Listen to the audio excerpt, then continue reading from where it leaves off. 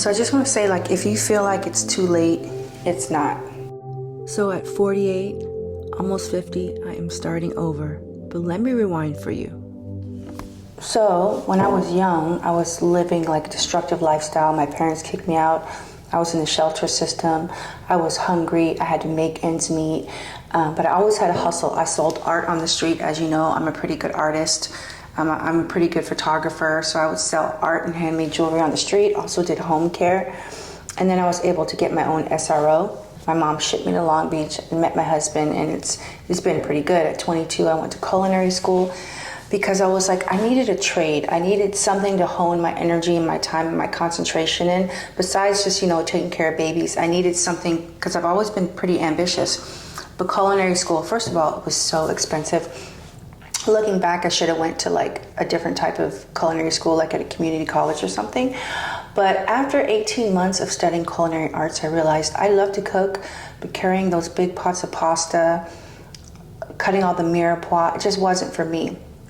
But having that degree under my belt really furthered my confidence that I can complete something from start to finish, because I didn't even complete high school. I just ended up getting my GED the last month of school when I had 6 credits left, And so I just want to mention that you should never start something and not finish. You got to finish strong with whatever you do. That's lesson number 1. Finish strong with whatever you do. Okay, so then I was like, hold on. I was like, I want to be a nurse. So I took all these classes, applied for nursing school, didn't get in. Then I had some more kids. I was like, you know what? I'm going to do social work because I only need a few more classes to get my bachelor's in social work at SF State. So I was a little depressed over not getting into nursing school, but I knew there was another avenue. So I did social work and I loved it. I loved working with my clients. Many of them I grew up with. Made some leaps and bounds. I was a really good social worker, but in the end, it was like when I graduated with a 4-year degree, my first job, I was only $18 an hour. And even though you can make more, there's kind of a cap. And I realized in San Francisco, where the cost of living is so high, being a social worker was not going to cut and pay the bills. Now, if you have 2 incomes, yes. And if you're doing it just for love, yes. But I was doing it because of passion, and I was also doing it as a career, and I like to buy expensive things. So I really wasn't a good fit me in social work because I wasn't making enough money. But I graduated at the top of my class, and I felt a little uncomfortable because I had, a colorful past. And a lot of my classmates, none of them had been homeless before. None of them had led destructive lifestyles in any way. But I managed to push through it, being the black sheep out of the group, and I graduated, and I was even my class speaker. I would see all of the isms flexing their muscles, the forces of classism, colonialism, racism, exclusion. Which was probably one of my most proudest moments in my educational career, was being the class speaker. But yes, I had to let social work go, and then I ended up working for my husband's business, doing health and safety, OSHA compliance, as well as managing lien releases. But it was I did it to help the company, but I never really did it for me. You know what I'm saying? And at this point, I'm in my 40s, and I felt like nursing was just out of my grasp. So I just continued to work in construction. That's where, I work today. But there's always this nagging feeling inside of me, like I have unfulfilled ambitions.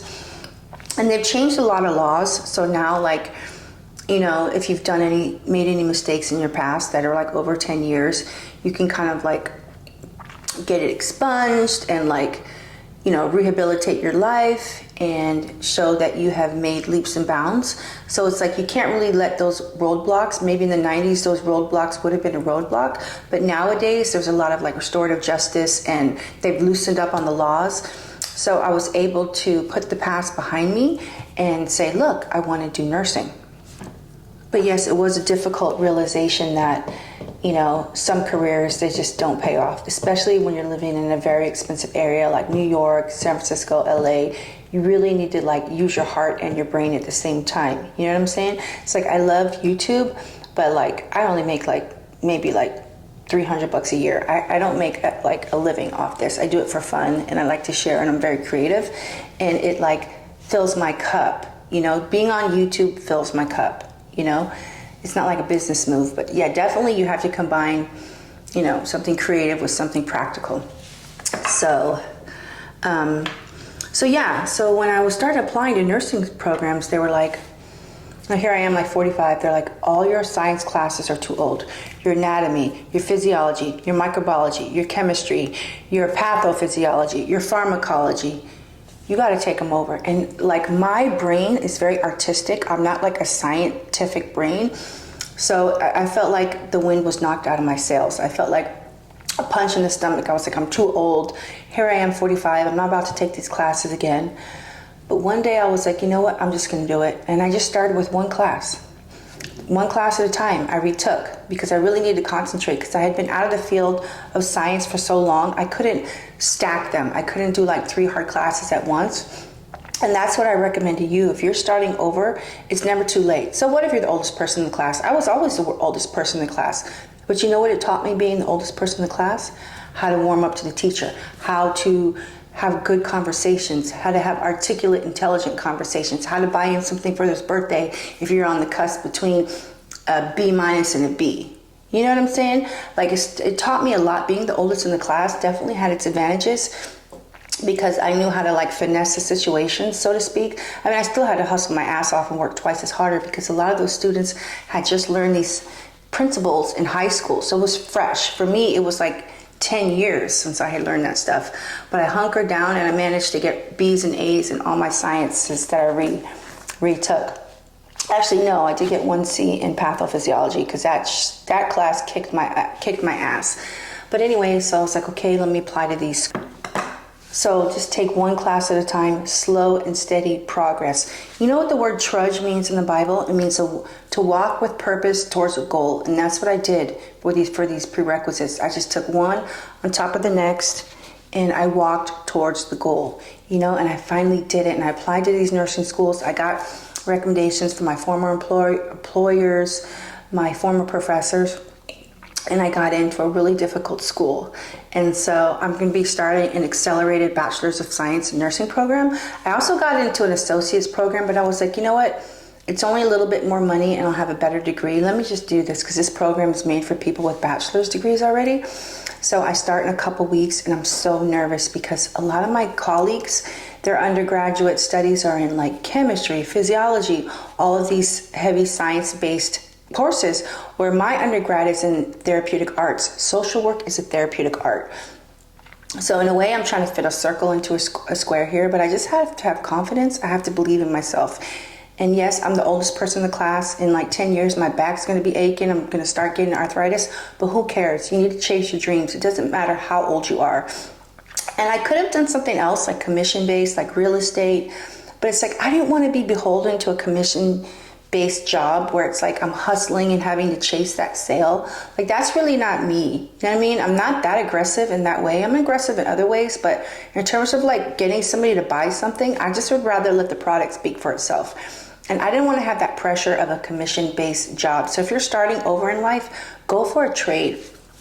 Plumbing, HVAC, electrical, nursing, lab tech, phlebotomist, rad tech, ultrasound tech. You know what I'm saying? Go for a trade because, you know, a lot of jobs, I hate to say it, are going to be replaced with robots, AI, etc. Like even a lot of coding jobs, a lot of consulting jobs have been replaced. But I think something like being a caring nurse, like I don't see that being replaced with a robot anytime soon. But yeah, that's my story. So I'm a little bit scared and I might be MIA on the channel for a little while because I have to study, you know. And use YouTube as your friend. Like even converting milligrams to grams to micrograms, I had to watch like 3 YouTube videos about it to like refresh myself because for some reason my mind just can't grasp the concept of where to move the decimal point forward or backward, you know. I wouldn't say I have a learning disability, but math definitely is not my forte. And so another reason I chose a trade because I feel like at 48 I have a good 10 years left of working and I want a solid income, nothing commission based. So slow and steady wins the race. Long-term vision, security, like that's what I'm going for. So I just want to say, like, if you feel like it's too late, it's not. You can start over at any age. I'm pushing 50. And you don't have to rush, just don't quit.